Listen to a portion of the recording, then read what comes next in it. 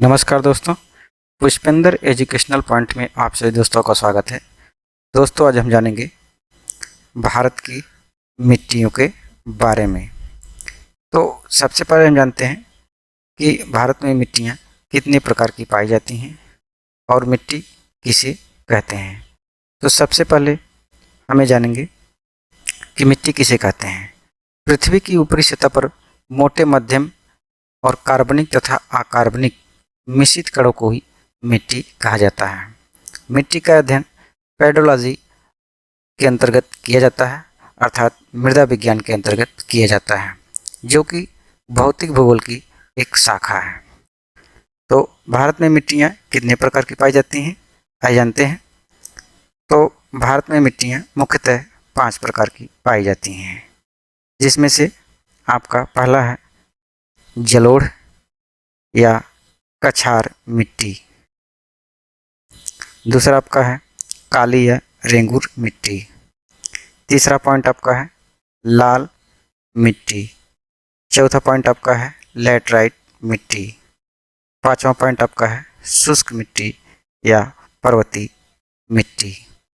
तो जलोढ़ मिट्टी के बारे में पहले हम देखते हैं कि जलोढ़ मिट्टी किसे कहते हैं और यह भारत के किन किन राज्यों में प्रमुखता से पाई जाती है।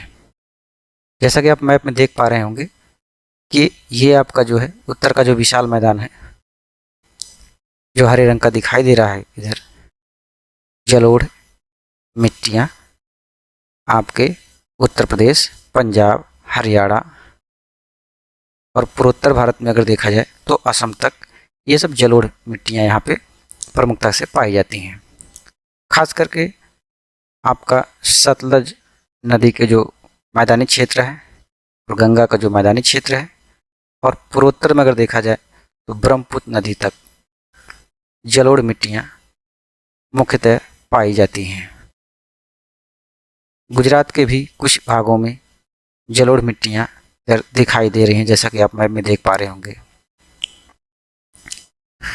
तो जलोढ़ मिट्टी अथवा दोमट मिट्टी और जलोढ़ मिट्टी को काप मिट्टी के नाम से भी जाना जाता है।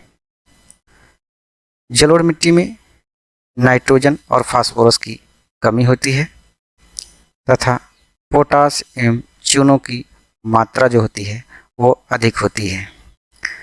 भारत में उत्तर का जो मैदान है, यानी गंगा का मैदान, और सिंध का जो मैदान है, ब्रह्मपुत्र का मैदान, इन सारे क्षेत्र में जो है जलोढ़ मिट्टी प्रमुखता से पाई जाती है।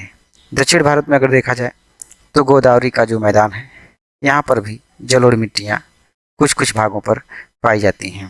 कावेरी का जो मैदान है, यहाँ पर भी जो है जलोढ़ मिट्टियाँ कुछ कुछ मिलती हैं। जलोढ़ मिट्टी गेहूं की फसल के लिए बहुत ही उत्तम मानी जाती है। इसके अलावा धान एवं आलू की खेती के लिए भी जलोढ़ मिट्टी बहुत ही उत्तम मानी जाती है।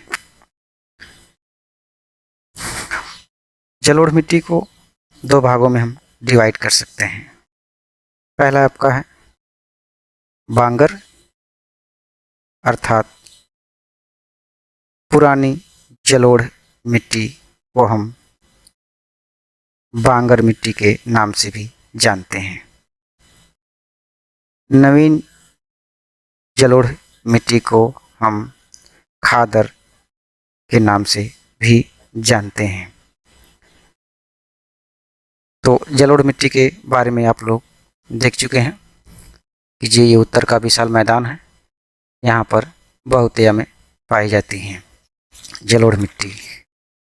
तो आइए देखते हैं जलोढ़ मिट्टी के बारे में कुछ और प्रमुख बातें। जलोढ़ मृदा यानी एलुवियल सॉयल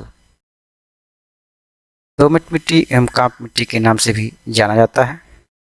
जैसा कि हमने आपको पहले ही बताया है, जलोढ़ मृदा भारत के सर्वाधिक क्षेत्र में पाई जाने वाली मिट्टी है। यह भारत के करीब 22% क्षेत्रफल पर पाई जाती है। इन मिट्टियों का निर्माण नदियों के द्वारा अपने मार्ग में मलबा निक्षेप के द्वारा होता है। फास्फोरस, नाइट्रोजन एवं ह्यूमस की कमी होती है तथा पोटास एवं चूने की प्रधानता पाई जाती है। जलोढ़ मृदा काफ़ी उपजाऊ मानी जाती है। यह मिट्टी उदासीन प्रकृति की होती है, अर्थात इसका पीएच मान 7 के करीब होता है। बांगर एवं खादर जलोढ़ मृदा के प्रमुख उपविभाजन हैं। पुरानी जलोढ़ मिट्टी को बांगर कहते हैं, जबकि खादर नवीन जलोढ़ मिट्टी को खादर कहते हैं। जलोढ़ मृदा भारत के उत्तरी मैदानी भागों में पश्चिमी सतलज नदी से लेकर ब्रह्मपुत्र नदी घाटी तक विस्तृत क्षेत्र पर फैली हुई है। जैसा कि आप देख पा रहे हैं मैप में, आपका यहाँ पंजाब साइड में यहाँ पे सतलज नदी है, इसका मैदानी क्षेत्र। और पूर्वोत्तर की तरफ अगर देखा जाए तो आप देख रहे हैं ये पश्चिम बंगाल, ये बांग्लादेश से, ये सिक्किम से तो इधर असम साइड में, यानी ब्रह्मपुत्र नदी के मैदानी क्षेत्रों तक जलोढ़ मिट्टी प्रमुखता से दिखाई दे रही हैं। आगे चलते हैं, देखते हैं काली मिट्टी। काली मिट्टी के बारे में पढ़ते हैं। काली मिट्टी को रेंगुर मिट्टी के नाम से भी जाना जाता है। काली मिट्टी का निर्माण बेसाल्ट की चट्टानों के द्वारा होता है। इस प्रकार की मिट्टी में आयरन, चूना, मैग्नीशियम, एल्युमिनियम तत्वों की प्रधानता होती है। काली मिट्टी का काला रंग टाइटेनिफेरस, मैंगरेटाइट, ह्यूमस के कारण होता है। काली मिट्टी में ऑर्गेनिक मैटर की प्रधानता होती है। कपास खेती के लिए काली मिट्टी बहुत ही उत्तम मानी जाती है, इसलिए काली मिट्टी को काली कपासी मिट्टी के नाम से भी जाना जाता है। इस प्रकार की मिट्टी में जल धारण क्षमता सर्वाधिक होती है। काली मिट्टी गुजरात, महाराष्ट्र, मध्य प्रदेश के पश्चिमी भाग, उड़ीसा के दक्षिणी क्षेत्र, कर्नाटक के उत्तरी क्षेत्र, तमिलनाडु के उत्तरी क्षेत्र प्रमुखता से पाई जाती हैं। जैसा कि आप देख रहे हैं कि रेंगुर मिट्टी के नाम से भी जाना जाता है, यानी काली मिट्टी को रेंगुर मिट्टी के नाम से भी जाना जाता है। काली मिट्टी का निर्माण बेसाल्ट चट्टानों के द्वारा होता है। इस मिट्टी में आयरन, चूना, मैग्नीशियम, एल्युमिनियम तत्वों की प्रधानता होती है, जैसा हमने कि आपको पहले बता चुके हैं। काली मिट्टी का काला रंग टाइटेनिफेरस, मैंगरेटाइट तथा ह्यूमस के कारण होता है। काली मिट्टी में ऑर्गेनिक मैटर की प्रधानता होती है। कपास की खेती के लिए काली मिट्टी सबसे उपयुक्त मानी जाती है। इस कारण इसे काली कपासी मिट्टी के नाम से भी जाना जाता है। इस प्रकार की मिट्टी में जल धारण क्षमता सर्वाधिक पाई जाती है। काली मिट्टी गुजरात, महाराष्ट्र, मध्य प्रदेश के पश्चिमी भाग, उड़ीसा के दक्षिणी क्षेत्र, कर्नाटक के उत्तरी क्षेत्र, तमिलनाडु के उत्तरी क्षेत्र में काली मिट्टी प्रमुखता से पाई जाती है, जैसा कि आप देख पा रहे हैं। गुजरात साइड में आप देख पा रहे हैं काली मिट्टी यहाँ भी दिखाई दे रही है। महाराष्ट्र के भी कुछ भाग में आपको काली मिट्टी दिखाई दे रही है। मध्य प्रदेश के पश्चिमी भाग, ये मध्य प्रदेश है, इसका जो पश्चिमी भाग है यानी महाराष्ट्र से जो सटा हुआ है, यहाँ पर भी काली मिट्टी प्रमुखता से पाई जाती है। उड़ीसा के दक्षिणी क्षेत्र में अगर देखेंगे आप तो उड़ीसा का जो दक्षिणी क्षेत्र है, यहाँ भी काली मिट्टी आपको स्पष्ट रूप से दिखाई पड़ रही होगी। कर्नाटक के उत्तरी क्षेत्र में भी आपको काली मिट्टी दिखाई दे रही होगी। आगे बढ़ते हैं, देखते हैं अब लाल एवं पीली मिट्टी के बारे में। सामान्य भाषा में अगर इसे केवल लाल मिट्टी ही कहते हैं। इसका निर्माण जलवायु परिवर्तनों के परिणाम स्वरूप होता है। इस प्रकार की मिट्टी में सिलिका एवं आयरन प्रमुखता से पाई जाती है। इस प्रकार की मिट्टी में लाल रंग लोहे के ऑक्साइड की उपस्थिति के कारण होता है। इस प्रकार की मिट्टी में काफ़ी उर्वरता की काफ़ी कमी होती है। इस मिट्टी की खास एक पहचान होती है, यह अम्लीय प्रवृत्ति की होती है। इसमें चूना मिलाकर इसकी उर्वरता कुछ हद तक बढ़ाई जा सकती है। इस प्रकार की मिट्टी मध्य प्रदेश की पूर्वी भाग, छोटा नागपुर के पठार, पश्चिम बंगाल के उत्तरी पश्चिमी क्षेत्र, उत्तरी पूर्वी राज्य, मुख्य रूप से मेघालय के गारो खासी जयंतिया पहाड़ी क्षेत्र में पाई जाती हैं। राजस्थान के अरावली पर्वत के निकट का क्षेत्र भी काली मिट्टी प्रमुखता से पाई जाती है। कर्नाटक के भी कुछ भागों में इस प्रकार की मिट्टी पाई जाती है। सामान्य भाषा में अगर इसे केवल लाल मिट्टी कहते हैं। आप देख पा रहे हैं कि निर्माण जलवायु परिवर्तन के कारण परिणाम स्वरूप परिणाम स्वरूप होता है। मुख्य रूप से सिलिका एवं आयरन की अधिकता होती है। लाल रंग लोहे की ऑक्साइड की उपस्थिति के कारण होता है। लाल मिट्टी की उर्वरता काफ़ी कम होती है। यह अम्लीय प्रवृत्ति की मिट्टी होती है। इसमें चूना मिलाकर इसकी उर्वरता कुछ हद तक बढ़ाई जा सकती है, जैसा कि हमने पहले आपको बता चुके हैं। इस प्रकार की मिट्टी मध्य प्रदेश के पूर्वी भाग, छोटा नागपुर के पठार क्षेत्र, पश्चिम बंगाल के उत्तरी पश्चिमी क्षेत्र, उत्तरी पूर्वी राज्यों में, मुख्य रूप से मेघालय के गारो खासी, गारो लिखा हुआ है दोस्तों, मिसप्रिंट हो गया है, यहाँ पे गारो खासी जयंतिया पहाड़ी क्षेत्र, राजस्थान की अरावली पर्वत के निकट का क्षेत्र तथा कर्नाटक के कुछ भागों में लाल मिट्टी मुख्य रूप से पाई जाती है। लैटराइट मिट्टी, यह मिट्टी मानसूनी जलवायु की आर्द्रता एवं शुष्कता के क्रमिक परिवर्तनों के परिणाम स्वरूप निर्मित होती है। लैटराइट मिट्टी में आयरन और सिलिका की अधिकता होती है। लैटराइट मिट्टी में उगाई जाने वाली प्रमुख फसलों में चाय, काजू, इलायची, कॉफ़ी आदि फसलें मुख्य हैं। लैटराइट मिट्टी कर्नाटक, केरल, महाराष्ट्र, तमिलनाडु, मध्य प्रदेश के पूर्वी क्षेत्र में तथा असम के पहाड़ी क्षेत्रों में पाई जाती हैं। जैसा कि आप देख पा रहे हैं लैटराइट मिट्टी। मैप के द्वारा आप देख सकते हैं, यहाँ पे इंडिकेट किया हुआ है लैटराइट मिट्टी, आपको स्पष्ट रूप से दिखाई दे रहा होगा। आगे बढ़ते हैं। वन एवं पर्वतीय मिट्टियाँ, यह मिट्टियाँ मुख्य रूप से पर्वतीय भागों में पाई जाती हैं। इन मिट्टियों में जैविक पदार्थ एवं जीवाश्म अधिकता में पाए जाते हैं। यह मिट्टी अम्लीय प्रवृत्ति की होती है। जम्मू कश्मीर, उत्तराखंड, सिक्किम, अरुणाचल प्रदेश आदि हिमालय भागों में प्रमुखता से पाई जाती हैं। जैसे कि आप देख पा रहे हैं पर्वतीय मिट्टियाँ जो है यहाँ जम्मू कश्मीर में, आपके पूरे जम्मू कश्मीर, लद्दाख, उत्तराखंड, ये सब यहाँ पे पर्वतीय मिट्टियाँ पाई जा रही हैं। आपके अरुणाचल प्रदेश में आप दिखाई दे रहा होगा आप लोगों को, यहाँ भी पर्वतीय मिट्टियाँ पाई जाती हैं।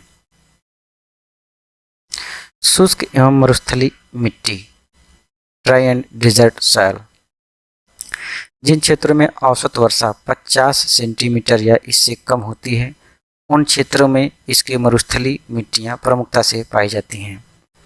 इन मिट्टियों में पोषक तत्वों की कमी होती है। इनमें नाइट्रोजन, फास्फोरस, कार्बनिक पदार्थ नहीं पाए जाते हैं।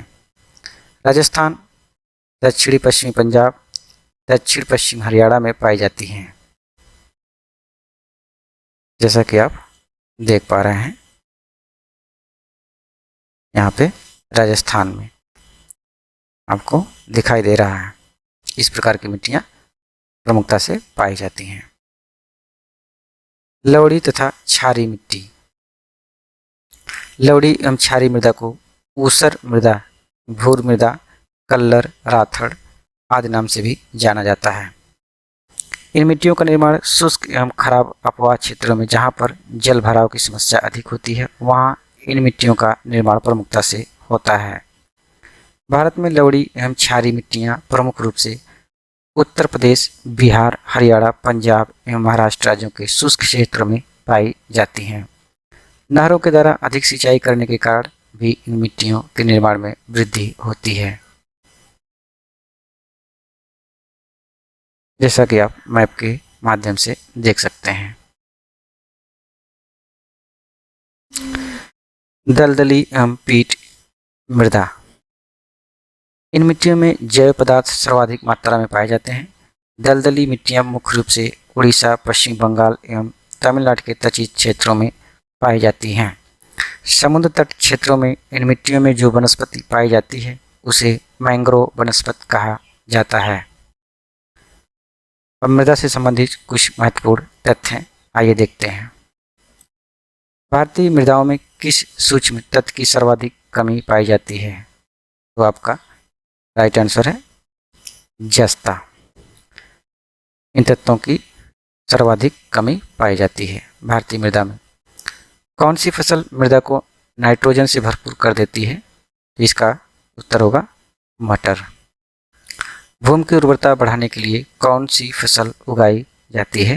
तो यह है फसल आपकी उड़द। किस मिट्टी में जल का आवागमन कम होता है? चिकनी मिट्टी।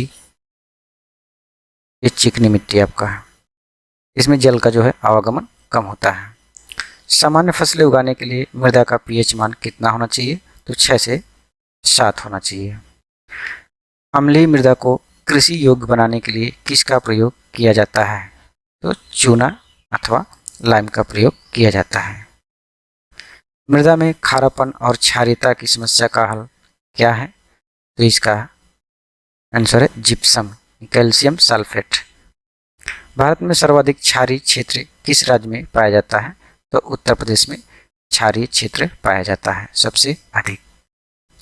भारत के किस क्षेत्र में मृदा अपरदन की समस्या गंभीर है? तो शिवालिक पहाड़ियों के क्षेत्र में, यानी हिमालय की तरफ जो है मृदा अपरदन की गंभीर समस्याएं बनी हुई हैं। आप देख रहे हैं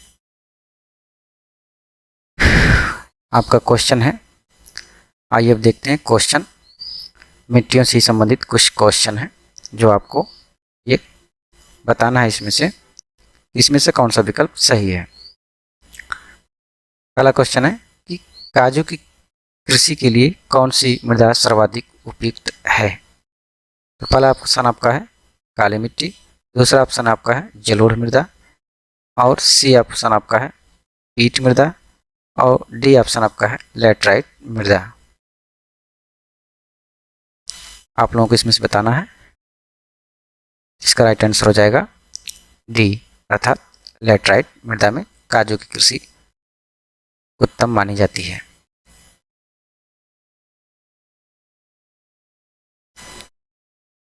तमिलनाडु, आंध्र प्रदेश और केरल में काजू की खेती के लिए लाल लैटराइट मृदाएं अधिक उपयुक्त होती हैं।